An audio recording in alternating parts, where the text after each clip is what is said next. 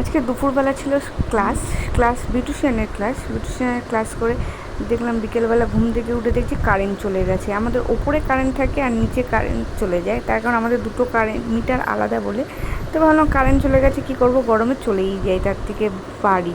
তো আমাকে ও বিটি রোডে ছেড়ে দিতে এসেছিলো, বিটি রোড পর্যন্ত ছেড়ে দিল। তো অটো কাকু আমাদের নিয়ে চলে যাচ্ছে এখন খড়দাতে, আর ও চলে গেল কাজে।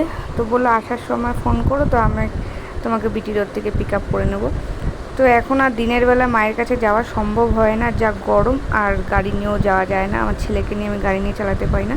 মেন উদ্দেশ্যটা ছিল হচ্ছে মায়ের কি আজকে রিপোর্ট বেরিয়েছে সেটা দেখার জন্য, আর এই মিষ্টির প্যাকেটটা ছিল সেটা দিতে যাওয়ার জন্য। তো আমাদের এখানে রামনবমী পুজো আছে কালকে, তো এখানে যেহেতু রাম মন্দির আছে তাই জন্য এখানে দেখো এগুলো প্রসেশন আমরা বলতাম, জানি না এটাকে তোমরা কি বলো। উমাবু এই ভয়েস ম্যাকটা দিতে দিতে দেখছি আমাদের ঘরেই কারেন্ট চলে গেল। কি বলবো না, আজকে গরমকাল বলে যা কারেন্ট চলে যায় এত বিরক্তি লাগে। নিজেদের তো যতটা না গরম লাগে বাচ্চাগুলোর ততটাই কষ্ট হয়। আর যা গরম পড়েছে এই গরমে আমার ছেলের গায়ে না, সারা গায়ে কিরকম গরম গোটার মতো উঠে গেছে। এবার কি করে ঠিক হয় তোমরা কেউ জানলে আমাকে একটু জানাও, কারণ আমার জীবনে এই সমস্ত হয়নি, ছোট থেকে কোনোদিনও আমি এই রকম ফেস করিনি যে গায়ের মধ্যে গরম গোটা হলে কি হয়। আর এই প্রসেশনের চক্করে সারা রাস্তা পুলিশ দিয়ে আটকে দিয়েছে, আর কত জ্যাম হয়ে গেছে, কতটা আমি হেঁটে এসেছি।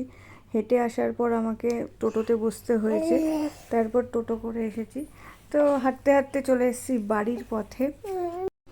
এখন প্রায়ই মায়ের কাছে আসছি বিকেলবেলা করে, তার কারণ মা যেহেতু আসতে পারছে না, আর মনটাও খারাপ থাকে, সারাদিন বাড়িতে বসে থাকে। তাই জন্য আমি ভাবি যে ওকে নিয়ে বিকেলবেলা করে একটুখানি নিয়ে আসি, মায়েরও দেখা হয়ে যাবে, মনটাও ভালো লাগবে, আমারও একটুখানি দেখা হয়ে যাবে। আগে তো সকালবেলা কাজের জন্য আসতাম, তো এখন আর হয় না।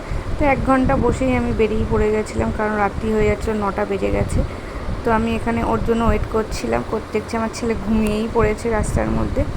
তো বিটি রোড অবধি এসেছি, পয়সাটা বাঁচানোর জন্য ওয়েটই করে গেলাম যে ও আমাকে নিতে আসবে। তো সামনে অপোজিটে একটা দোকানে দেখছিলাম ঠান্ডা বিক্রি হচ্ছিলো, তো আমি বললাম একটা ফান্টা দাও, কারণ এই গরমে না প্রচণ্ড জল তেষ্টা পায়, আর কিছু খেতে ইচ্ছা করে না, মানে শুধু ঠান্ডা খাই, শুধু ঠান্ডা খাই।